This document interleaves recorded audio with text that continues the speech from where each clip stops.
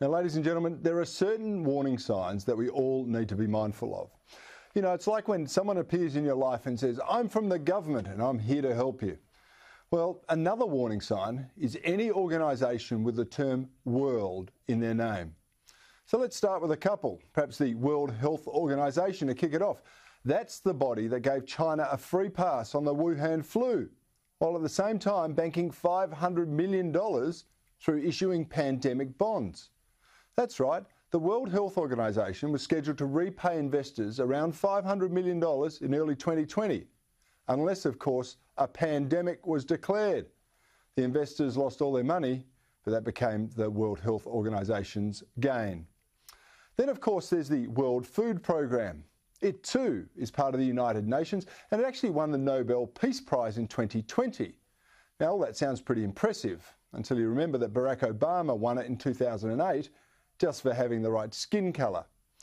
And despite spending $8 billion every year on hunger and strengthening resilience against climate change, there are still 850 million undernourished people in the world and around 780 million obese people. Clearly, we need more food socialism. Then we also have the World Meteorological Organization. It has a crew of 200 and it publishes an annual status of the World Climate Report, casting horror scenarios about greenhouse gases, climate change, sea level rise and sea ice. The 2019 report is a beauty. It essentially says that the Australian bushfires of that year were due to climate change and makes no mention of the arsonists or the Greens insistent on terrible land management policies. By the way, according to the WMO, climate change is also responsible for drought, floods, storms and weather-related damage. Now that made me wonder what caused them before the Industrial Revolution, or before mankind for that matter. But we're also fortunate enough to have the World Tourism Organization, which has, and I quote, a one planet vision for responsible tourism. These include the vital buzzwords social inclusion and climate action. It even has some pretty cool hashtags, responsible recovery and build back better. And it boasts of that by shutting down the world economy this past year, it reduced carbon dioxide emissions by a whopping 8%. That means there's only 92% to go before we're back living in caves, but saving the planet while we do it. And of course, we shouldn't forget the World Trade Organization. With lofty goals espousing free trade, its real mission seems not to be holding China to the same integrity requirements as the rest of the world when it comes to intellectual property protection, trade tariffs and barriers, etc. Thank goodness it has the goal to reduce inequality, which is socialist speak for taking from the productive and giving to the non-productive. Someone needs to tell them about history. It shows it never works. But for those unable to sustain the rigour of the real world, there is always a refuge in the World Vegetable Centre. That's right, a World Vegetable Centre. This esteemed body devoted 20 years to researching the sweet potato before giving it away because the costs of doing that research were too high. It now focuses on, and I quote, looking to the wild relatives of domesticated crops to save the human diet from climate change. Wowee. If only we never cultivated crops, the world would be better off and the climate wouldn't be changing. Hey, but what about those hungry people I mentioned earlier? Wouldn't they be even hungrier?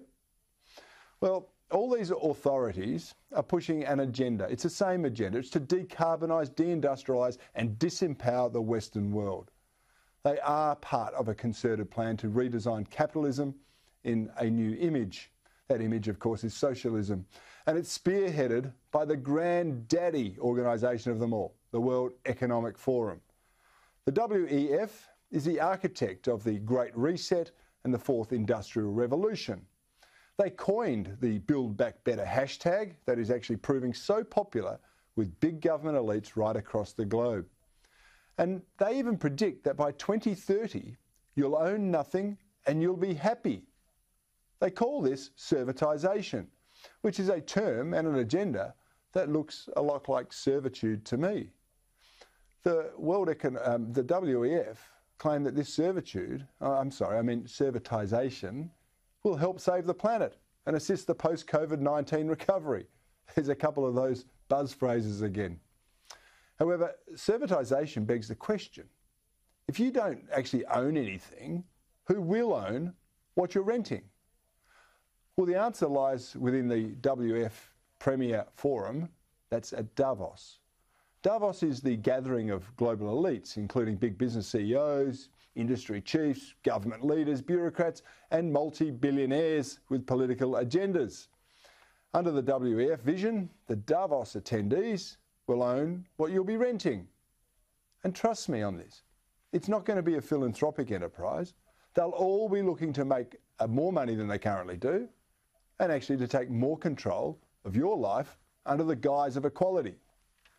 By reducing you to a mere user rather than an owner, the world does actually become more equal, because it will concentrate power, authority and money in the hands of a tiny few, while the rest of us become mere economic vassals for these oligarchs. So make no mistake, servitization is just a new name for economic slavery. It's socialism on a global scale.